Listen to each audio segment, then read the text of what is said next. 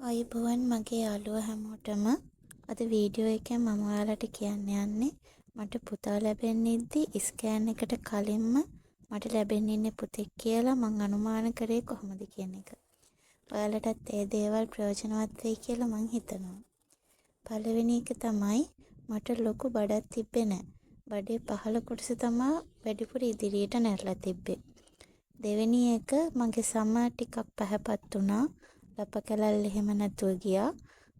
හැබැයි සමේ වියලි ගතිය ටිකක් වැඩි වුණා. තුන්වෙනි එක උදේ අසනීප තත්ත්වය කියන්නේ වමනේ ඔක්කාරේ කලන්ත ගතිය වගේ දේවල් මට තිබ්බේ නැති තරම්ම මුල් මාස දෙක විතර වගේ චුට්ටක් ඒ ගතිය තිබ්බත් ඒක මුළු දවසම තිබ්බේ නෑ. උදේට විතරක් පොඩ්ඩක් තිබ්බේ. එතනින් පස්සේ තිබ්බෙම නැති තරම්.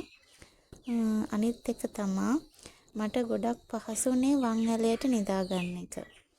ඊළඟ එක තමා මට පුතා ලැබෙන්න ඉන්නවා කියලා දැනගෙන මාස දෙකක් විතර යද්දී මට හීනෙන් මීමැස්ස පෙවුණා.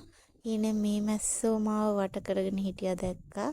ඉතින් ඒක මම බලද්දී ඒ හීනේ තේරුම මොකක්ද කියලා හොයලා බලද්දී තිබ්බේ පුතෙක් ලැබෙන්න ඉද්දි තමා එහෙම හීනයක් පේන්නේ කියලා.